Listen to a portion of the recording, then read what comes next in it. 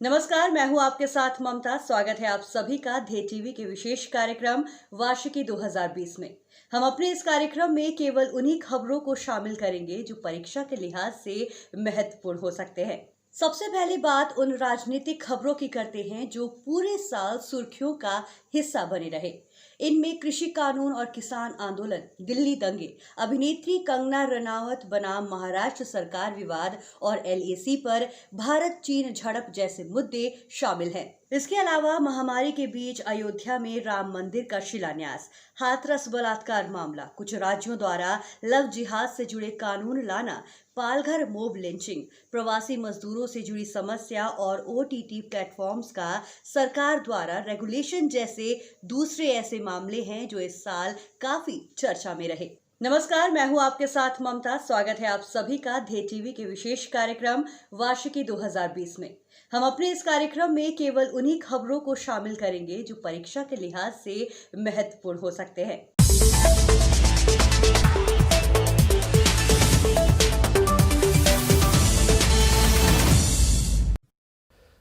जरा साल 2019 के फ्लैशबैक में जाकर याद करिए उस वक्त को जब दुनिया उम्मीदों से भरे एक नए दशक की शुरुआत की ओर देख रही थी, लेकिन चीज़ें उन उम्मीदों के मुताबिक नहीं रही। कोरोना वायरस महामारी ने हमारी ज़िंदगी के कई अहम सपनों पर लॉकडाउन लगा दिया, या यूँ कहें कि इसने पूरी दुनिया को रोक दिया। लाखों लोगों की जान ले ली, करोड़ों के रोज़गार चले गए, तो कईयों ने भूख से दम तोड़ दिया। जीवन के तमाम क्षेत्रों के कई महान हस्तियों समेत बहुत से लोगों ने इस साल दुनिया को अलविदा कह दिया। लेकिन इन तमाम गमगीन पलों के बावजूद साल 2020 खूबसूरती, हंसी और मानवीय जिजीविषा का भी गवाह रहा। हम भी इसी जिजीविषा के साथ अपने कर्तव्य पथ पर आगे बढ़ते रहे और पूरे साल निरंतर आपकी परीक्षा के लिहाज से ज़रूरी खबरों को आपके सामने पेश करते रहे। इस प्रक्रिया में कब पूरा साल बीत गया पता ही नहीं चला। जाते जाते हम एक बार फिर से आपको ले चलते हैं साल 2020 के फ्लैशबैक में और डालेंगे नज़र भारतीय राज्य व्यवस्था से जुड़े कुछ अहम खबरों पर। तो आइए शुरू करते हैं राज्य व्यवस्था वार्षिकी 2020। सबसे पहले बात उन राजनीतिक खबरों की करते हैं जो पूरे साल सुर्खियों का हिस्सा बने रहे। इनमें कृषि कानून और किसान आंदोलन, दिल्ली दंगे, अभिनेत्री कंगना रनावत बनाम महाराष्ट्र सरकार विवाद और एलएसी पर भारत चीन झड़प जैसे मुद्दे शामिल हैं।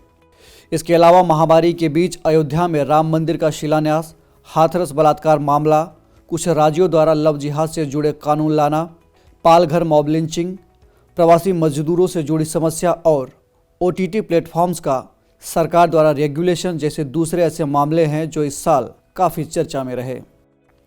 हम अपने इस कार्यक्रम में केवल उन्हीं खबरों को शामिल करेंगे जो परीक्षा के लिहाज से महत्वपूर्ण साबित हो सकते हैं। साल के शुरुआत में केरल और छत्तीसगढ़ जैसे कुछ राज्य सरकारों ने संसद द्वारा पारित कुछ कानूनों के संवैधानिक वैधता को चुनौती देते हुए सर्वोच्च न्यायालय में याचिकाएं दायर की थी। इन केंद्रीय कानूनों में नागरिकता संशोधन अधिनियम और राष्ट्रीय अन्वेषण अभिकरण अधिनियम आदि शामिल है। इन राज्य सरकारों ने अनुच्छेद 131 के तहत केंद्रीय कानूनों की संवैधानिक वैधता को चुनौती दी थी। बता दें कि भारतीय संविधान के अनुच्छेद 131 के तहत वर्णित विषय सर्वोच्च न्यायालय के मूल क्षेत्राधिकार का विषय होते हैं। इसके अंतर्गत सुप्रीम कोर्ट राज्य बनाम राज्य या फिर राज्य बनाम केंद्र के मामलों की सुनवाई कर सकता है और उस पर अपना फैसला दे सकता है। एक अन्य खबर में पश्चिम बंगाल मदरसा सेवा आयोग अधिनियम 2008 की संवैधानिक वैधता को चुनौती देने वाली एक याचिका की सुनवाई करते हुए सर्वोच्च न्यायालय ने फैसला सुनाया था कि राज्य राष्ट्रहित में अल्पसंख्यक संस्थानों का रेगुलेशन कर सकती है। संविधान का अनुच्छेद 30 अल्पसंख्यकों को शैक्षणिक संस्थानों की स्थापना और उनके प्रशासन का अधिकार देती है। सुप्रीम कोर्ट ने अपने एक महत्वपूर्ण फैसले में कहा था कि सरकारी नौकरियों में आरक्षण का दावा करना मौलिक अधिकार नहीं है। यह पूरी तरह से राज्य सरकारों के विवेक पर निर्भर करता है कि उन्हें आरक्षण या पदोन्नति में आरक्षण देना है या नहीं। अदालत ने आगे कहा कि SC/ST के पक्ष में आरक्षण प्रदान करने के लिए अनुच्छेद 16 के प्रावधान इसको सक्षम बनाते हैं और राज्य सरकारों के विवेक में निहित होते हैं।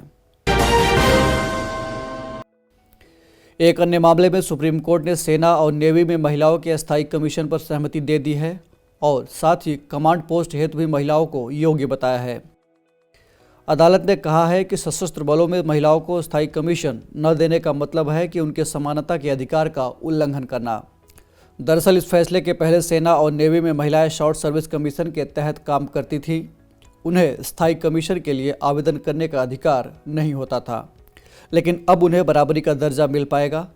स्थायी कमीशन का मतलब है कि कोई अधिकारी रिटायरमेंट की उम्र तक सेना में काम कर सकता है और इसके बाद वह पेंशन का भी हकदार होगा। केंद्रीय वित्त मंत्री ने साल 2020 के अपने बजट भाषण के दौरान विवाद से विश्वास योजना की घोषणा की थी। योजना का मकसद तमाम न्यायाधिकरणों में प्रत्यक्ष कर से जुड़े लंबित मामलों का जल्द से जल्द निपटारा करना है। योजना के ऐलान के बाद सरकार ने इससे जुड़ा एक बिल संसद में पेश किया था, जिसे संसद के दोनों सदनों समेत राष्ट्रपति की मंजूरी मिलने के बाद अब यह एक्ट बन चुका है। साल 2020 के दौरान मध्य प्रदेश और कर्नाटक समेत कई राज्यों में राजनीतिक संकट की स्थिति बन गई थी। इसकी वजह से दल बदल कानून काफ़ी चर्चा में रहा। बता दें कि दल बदल को रोकने के लिए 52वें संशोधन के जरिए एक कानून बनाया गया, जिसे 1 मार्च 1985 से लागू कर दिया गया। यह कानून संविधान में 10वीं अनुसूची के रूप में डाला गया था। यह संसद और राज्य विधानसभा दोनों पर लागू होता है। रुख करते हैं अगली खबर की ओर। इस साल संसद ने खनिज कानून संशोधन विधेयक 2020 पारित किया है। इस विधेयक के जरिए खान और खनिज विकास और विनियम अधिनियम 1957 और कोयला खान विशेष प्रावधान अधिनियम 2015 में संशोधन किया गया। इस संशोधन में भारतीय कोयला और खनन क्षेत्र में कारोबार में सुगमता और कोयला उत्पादन को बढ़ावा मिलने की उम्मीद जताई गई थी। साथ ही यह भी कहा गया था कि इससे आयात पर निर्भरता कम होगी।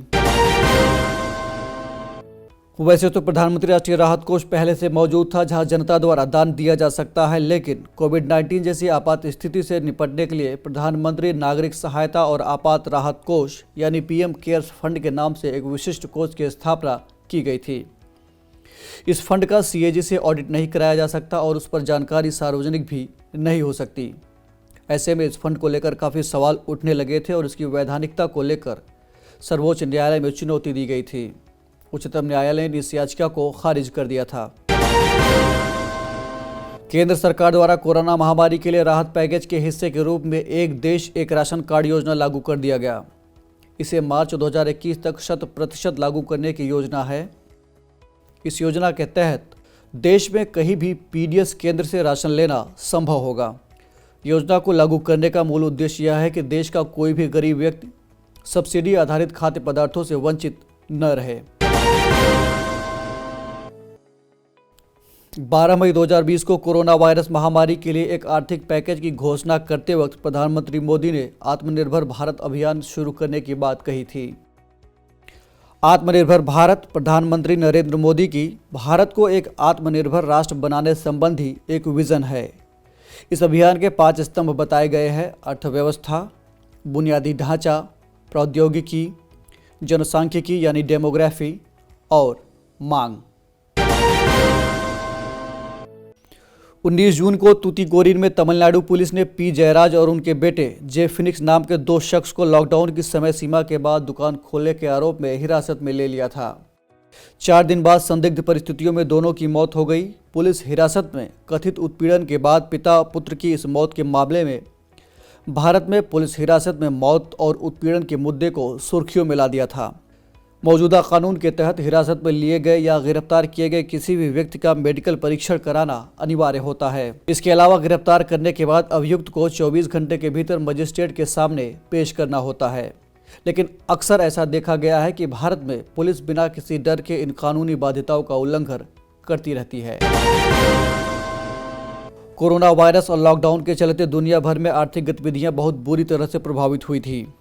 ऐसे में उद्योग जगत को राहत पहुंचाने के मकसद से सरकार ने ऋण शोधन क्षमता एवं दिवालियापन संहिता यानी आईबीसी को कुछ दिनों के लिए निलंबित कर दिया था। बता दें कि आईबीसी को साल 2016 में लाया गया था। इस कानून को लाने का मकसद कर्ज चुका पाने में नाकामी यानी इंसॉल्वेंसी के बाद दिवालिया घोषित करने की प्रक्रिया को दुरुस्त करना था। 29 जुलाई 2020 को सरकार ने नई शिक्षा नीति 2020 की घोषणा की थी। साल 1986 में जारी हुई नई शिक्षा नीति के बाद भारत की शिक्षा नीति में यह पहला नया परिवर्तन है। यह नीति इसरो वैज्ञानिक के कस्तूरीरंगन की अध्यक्षता वाली समिति की रिपोर्ट पर आधारित है। नई राष्ट्रीय शिक्षा नीति 2020 के तहत साल 2030 तक सकल नामांकन अनुपात को 100% लाने का लक्ष्य रखा गया है।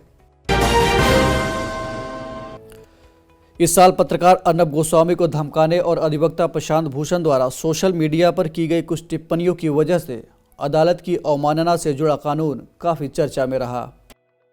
बता दें कि अनुच्छेद 129 को क्रियान्वित करने के मकसद से न्यायालय की अवमानना अधिनियम 1971 लाया गया था। इस कानून के तहत न्यायालय को अपनी अवमानना के लिए दोषी को दंडित करने का अधिकार है। सरकार ने ट्रांसजेंडर व्यक्तियों के अधिकारों की रक्षा के लिए उन्हें सलाह देने, उनकी देखरेख और मूल्यांकन उपायों के लिए एक राष्ट्रीय परिषद का गठन किया है। इसका मकसद समुदाय से जुड़े लोगों को बराबरी और समाज में मान्यता दिलाना है। इस परिषद के गठन के बाद सरकार ने ट्रांसजेंडर अधिकारों से जुड़े कुछ नियम भी जारी किए थे। बता दें कि साल 2019 में संसद द्वारा ट्रांसजेंडर व्यक्ति अधिकारों का संरक्षण अधिनियम 2019 पारित किया गया था।